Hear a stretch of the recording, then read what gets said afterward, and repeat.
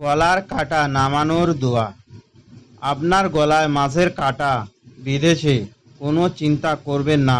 আল্লাহ তাআলার রহমতে ডাক্তারের কাছে যাওয়া লাগবে না।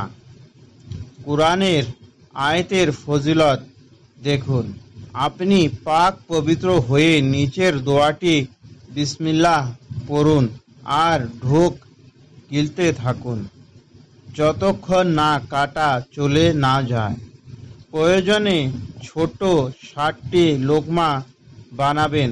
সাদা ভাত নরম করে লোকমা বানিয়ে 7 বার করে দোয়া পড়ে ফুঁক দিয়ে লোকমাগুলো গিলিয়ে ফেলুন।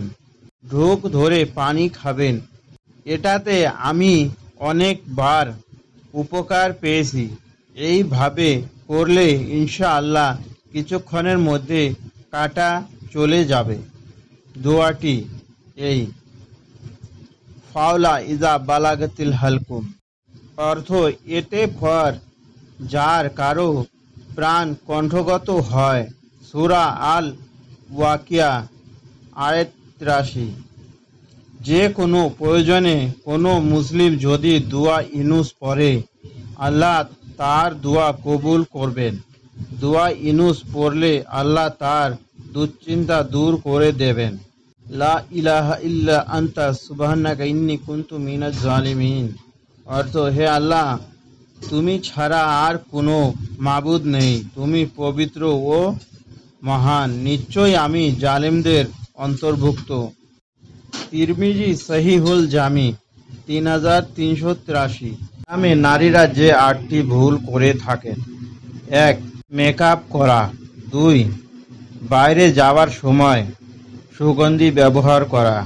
3. ভুরু তৈরি করা। 4. উটের কোজের মতো চুল তৈরি করা, জুটি করা। 5. কৃত্রিম চুল লাগানো। 6. বড় নখ রাখা। 7. চোখে কৃত্রিম পাপড়ি লাগানো। 8. ঘণ্টা যুক্ত নূপুর পরা।